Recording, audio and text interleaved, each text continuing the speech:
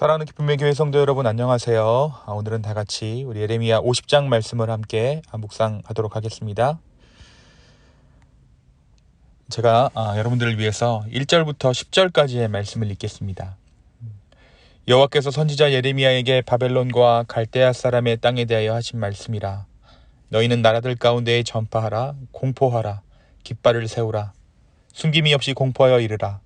바벨론이 함락되고 벨이 수치를 당하며 무로닥이 부스러지며 그 신상들은 수치를 당하며 우상들은 부스러진다 하라. 이는 한 나라가 북쪽에서 나와서 그들을 쳐서 그 땅으로 황폐하게 하여 그 가운데에 사는 자가 없게 할 것임이라. 사람이나 짐승이 다 도망할 것임이니라. 여호와의 말씀이니라. 그날 그때에 이스라엘 자손이 돌아오며 유다 자손도 함께 돌아오되 그들이 울면서 그 길을 가며 그의 하나님 여호와께 구할 것이며 그들이 그 얼굴을 시온으로 향하여 그 길을 물으며 말하기를 너희는 오라 잊을 수 없는 영원한 언약으로 여호와 하나님과 연합하라 하리라. 내 백성은 잃어버린 양떼로다. 그 목자들이 그들을 곁길로 가게 하여 산으로 돌이키게 하였으므로 그들이 산에서 언덕으로 돌아다니며 쉴 곳을 잊었도다. 그들을 만나는 자들은 그들을 삼키며 그의 대적은 말하기를 그들이 여호와 곧 의로운 처소시며 그의 조상들의 소망이신 여호와께 범죄하였음인즉 우리는 무죄하다 하였느니라. 너희는 바벨론 가운데에서 도망하라. 갈대아 사람의 땅에서 나오라. 양떼에 앞서가는 숫염소같이 하라. 보라, 내가 큰 민족의 무리를 북쪽에서 올라오게 하여 바벨론을 대항하게 하리니 그들이 대열을 버리고 쳐서 정복할 것이라. 그들의 화살은 노련한 용사의 화살 같아서 허공을 치지 아니하리라. 갈대아가 약탈을 당할 것이라. 그를 약탈하는 자마다 만족하리라. 여호와의 말씀이니라. 아멘. 이제 우리가 아침마다 묵상했던 예레미야 말씀이 막바지에 이르렀습니다. 계속해서 말씀드리고 있지만 이 예레미야 46장에서 51장은 이방 10개국에 대한, 그러니까 당시 세계관으로는 온 열방을 향한 하나님의 심판의 말씀입니다. 예레미야는 애굽으로 시작해서 블레셋, 모압, 암몬, 에돔, 다메섹, 게달, 하솔, 엘람의 심판에 대해서 계속해서 이야기하고 있습니다. 그리고 오늘 우리가 묵상할 50장과 내일 묵상하게 될 예레미야 51장에 나타난 심판에 대한 메시지는 바벨론을 향한 하나님의 메시지입니다. 제가 오늘 읽어드린 오늘 본문 50장 1절에서 10절은 바벨론의 멸망과 이스라엘의 회복에 대해서 예언하고 있습니다. 오늘 말씀에서 하나님께서는 예레미야 선지자를 통해서 바벨론과 갈대아 사람의 땅에 대해서 말씀하신다라고 예레미야를 통해서 말씀하십니다. 여기서 바벨론이라는 것은 그들의 나라의 이름을 말하는 것이고 갈대아 사람이라고 하는 것은 그들의 출신에 대해서 말하고 있는 것입니다. 우리가 아브람을 하나님께서 부르셨을 때 갈대아 우르를 떠나라고 말씀하셨죠. 여기서 갈대아가 이 바벨론의 뿌리입니다. 그러니까 아브람의 출신이 이 바벨론이었던 것이죠. 그리고 오늘 말씀에서 다시 한번 이스라엘 백성들 가운데 이 갈대아를 떠나라고 말씀하고 계세요.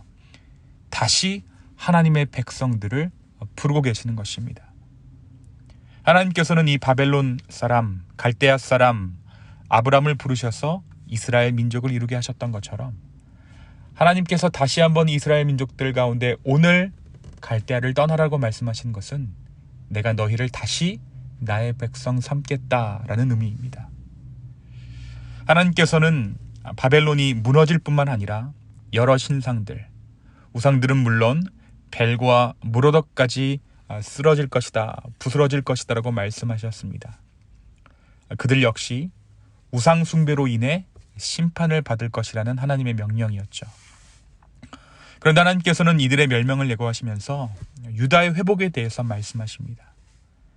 예레미야서가 말하고 있는 것처럼 유다를 심판하기 위한 도구로 지금 바벨론을 사용하셨기 때문에 바벨론이 멸망한다라는 것은 유다의 회복을 의미합니다. 하나님께서는 바벨론이 망하는 그날에 유다가 돌아올 것이라고 말씀하십니다. 이 돌아온다라는 말의 의미는 그들의 육체가 바벨론 포로에서 조국으로 돌아온다라는 것을 의미합니다. 또 하나의 의미는 그들이 하나님을 등지고 하나님을 떠난 삶에서 다시 한번 하나님을 향한 삶, 하나님의 품 안으로 들어오는 삶을 살게 되었다라는 것입니다. 마치 아브라함이 하나님의 백성 된 것처럼 다시 그들이 하나님의 자녀로서의 지위를 회복하게 된다는 것이죠. 또한 하나님께서는 그날에 이스라엘 자손과 유다 자손이 함께 돌아오게 될 것이라고 말씀하십니다. 그들이 함께 돌아온다는 것은 하나님의 백성의 나라가 망한 시점도 다르고 끌려가 정착했던 곳도 달랐지만 회복은 동시에 이루어지며 솔로몬 이후에 나뉘어졌던 북이스라엘과 남유대가 더 이상 대적하는 관계가 아니라 형제 관계로 하나가 될 것을 의미합니다. 하나님께서는 그들의 포로 생활이 목자를 잃어버린 양들과 같았다라고 말씀하세요. 그리고 또한 목자들이 그들을 산으로 돌렸다라고 말씀하십니다. 이것은 이스라엘 백성들의 포로 기간이 정처 없고 진정한 안식이 없었음을 의미합니다. 그러나 이제 그 회복의 때에 하나님께서는 그들을 쉬게 하실 것이다 라고 말씀해주고 계십니다. 사랑하는 성도 여러분, 오늘 말씀 예레미야 50장이 우리에게 주고 있는 메시지는 무엇일까요? 아무리 강해 보이는 바벨론이라도 하나님의 도구일 뿐이라는 사실을 오늘 말씀은 이야기해주고 있습니다.